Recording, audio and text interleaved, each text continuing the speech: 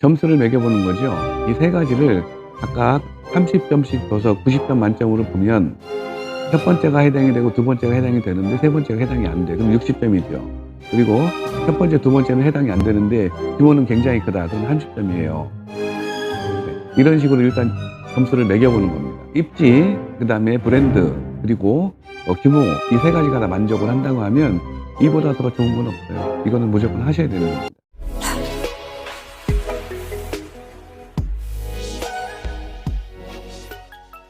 안녕하십니까. 오늘이 5월 28일 일요일입니다. 어, 내일까지 연휴죠. 네. 사실 저 같은 경우는 연휴는 없다고 보시면 되고요. 일요일인데 지금 8시 반쯤 됐습니다. 아침. 어, 시간이 좀 지나고 10시 정도 되면 직원들도 많이 출근하고 손님들도 이제 오셔서 모델하우스가 많이 복잡해지기 때문에 좀 미리 영상을 좀 찍어 봅니다. 일찍 나왔어요. 오늘 제가 드리고 싶은 말씀은 특별한 건 아니고요.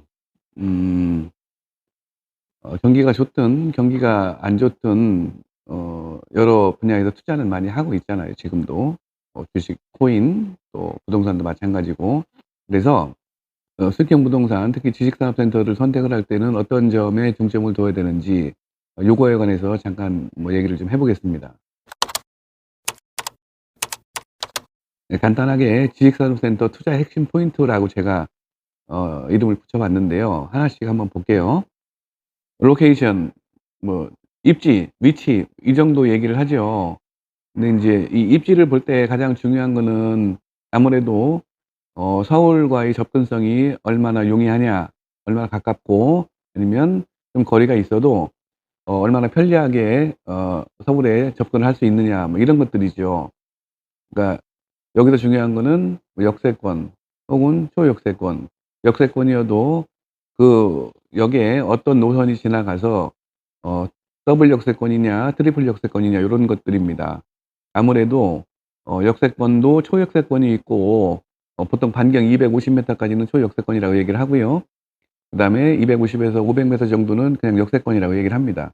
그리고 500 넘어서 1 킬로까지는 뭐 가능 역세권, 뭐 이 정도 얘기를 합니다. 역세권이라고 볼 수 있다. 땅값이 올라가는 겁니다. 쉽게 얘기하면. 역세권이다 혹은 초역세권이다 이러면 땅값은 더 올라가겠죠. 그러면 내 부동산의 가치는 올라가고 나중에 매매할 때도 어 보다 더 높은 가격으로 매매를 할 수 있는 거죠. 그 차익을 많이 볼 수 있습니다. 두 번째, 우리가 아파트를 뭐 봐도 브랜드 있는 아파트들이 인기가 좋지 않습니까? 당연한 얘기죠. 그래서 지식산업센터도 브랜드를 굉장히 많이 봅니다. 어떤 경우에는 초역세권인데 브랜드가 없다. 혹은 잘 모르는 브랜드야. 이래도 잘 되는 경우 많이 있어요. 근데 불구하고 잘 안 되는 경우도 있습니다. 뭐 이런 사례들은 굉장히 많은데 지식산업센터의 브랜드를 보면 예전부터 아주 오랫동안 꾸준히 지금까지도 해오고 있는 브랜드들이 있어요. 특히 구로 가산 디지털 단지에 보면 에이스나 대륙 요런 브랜드들이 굉장히 많습니다. 50% 넘는 것 같아요, 제가 보기에는. 네. SK 에코플래닝, SKV1 없는 데가 없습니다. 웬만한 데 다 있어요. 그리고 현대건설, 현대건설의 현대 프리미어 캠퍼스, 그리고 현대 엔지니어링에서 시공하는 현대 테라타워, 지금 제가 말씀드린 대로 SKV1, 현대 프리미어 캠퍼스, 현대 테라타워, 그리고 태양건설, 대시양플렉스도 요새 굉장히 많이 하죠. 일단 그래도 많은 분들이 알 수 있는 브랜드는 대략 요 정도 아닐까 싶어요. 예. 이제 그다음으로 봐야 될 거는 스케일이지요. 볼륨이 얼마나 큰지. 보통 지식산업센터는 연면적이 얼마나 되느냐 뭐 이걸 가지고 인제 얘기를 많이 하는데, 연면적이 뭐 20,000 평이다, 50,000 평이다, 80,000 평이다, 뭐 이런 식으로 얘기를 합니다. 그런데 내가 좀 사옥을 마련한다든가 혹은 투자로 이게 물건을 좀 보고 싶어요, 지식산업센터를. 근데 아 너무 많고 너무 막막하다 이럴 때는 일단은 제가 지금 말씀드린 요 세 가지를 먼저 보시면 됩니다. 서울과 얼마나 가깝냐, 서울의 접근성은 얼마나 좋은 거냐, 그리고 근처에 지하철이 있는지, 지하철이 있으면 얼마나 가까운지, 초역세권인지 역세권인지 혹은 그 이상 걸어갈 수는 있지만 도보로 접근은 가능하지만 뭐 10 분, 15분 이렇게 떨어져 있으면 사실 좀 힘듭니다. 그런 거 참고하시면 되고요. 음 투자하시는 분들 혹은 실입주 하시는 분들이 어 고려사항 중에 굉장히 또 중요하게 생각을 하는 거예요. 아무래도 좀 믿음이 가고 그렇잖아요. 그래서 뭐 현대건설이냐 혹은 뭐 현대엔지니어링이냐 태양건설이냐 그 외에도 좋은 지산들 굉장히 많아요. 많은데 우리가 알 수 있는 것들은 대략 이 정도 여기에 해당이 되는지 혹시 해당이 안 돼도 그래도 내가 마음이 끌리는지 이런 것들 보셔야 됩니다. 그리고 마지막으로 규모인데 이 규모는 왜 중요하냐면 우리가 아파트도 마찬가지고 어딜 가든지 뭐 대장주라고 하는 것들이 있지 않습니까? 그 지역의 대장이야. 얘는 연면적이 74,000 평이래.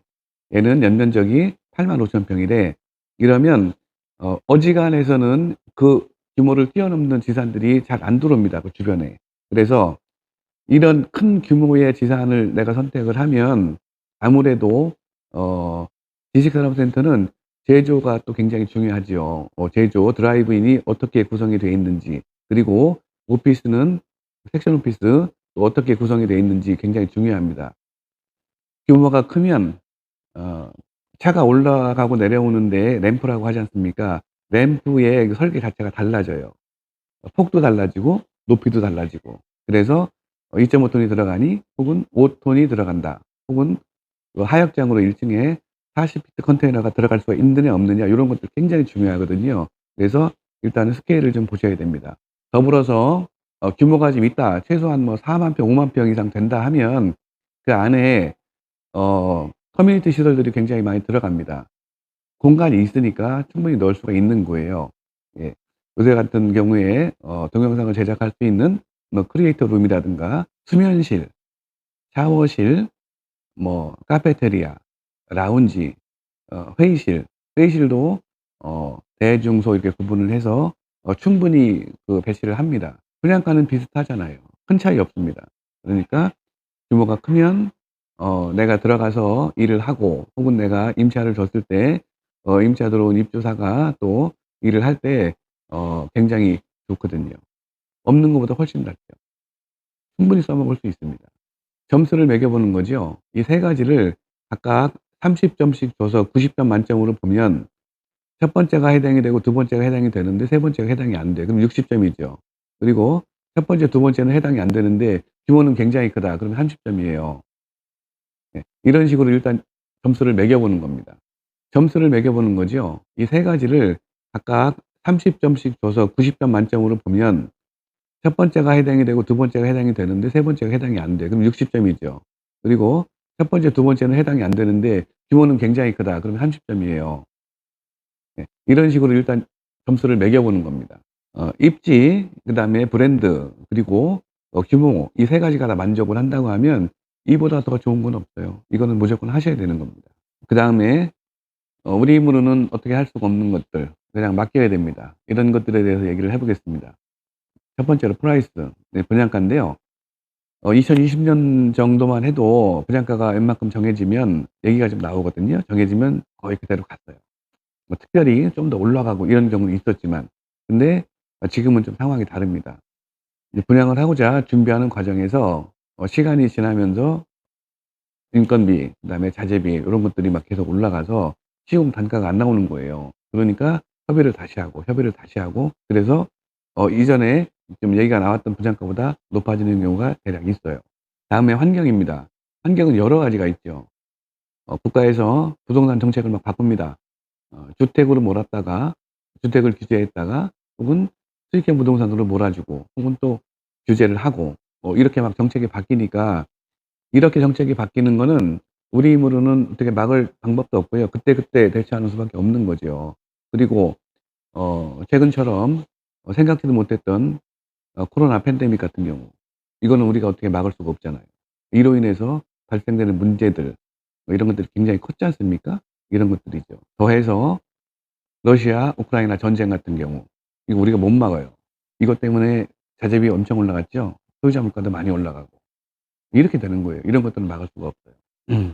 그래서 지식산업센터에 투자를 하고 싶어 하시는 분들은 첫 번째 말씀드렸던 세 가지 변하지 않는 것들을 제일 먼저 중요하게 생각을 하셔야 됩니다. 변수가 굉장히 많아요 사실은. 예. 초역세권인데도 불구하고 아까도 말씀드렸지만 초역세권인데도 안 올라가는 경우도 있어요. 그런 사례를 제가 들어 드릴 수 있습니다. 그리고 좀 떨어져 있는데도 규모 때문에 막 올라가는 경우도 있고요. 또 브랜드가 좋기 때문에 지역적으로 특성이 있기 때문에 뭐 천편일률적으로 다 똑같다라고는 얘기하기는 좀 힘들어요. 하지만 보편적으로 이런 기준에 맞춰 보시면 어 크게 실패하실 일은 없을 거라고 보여집니다.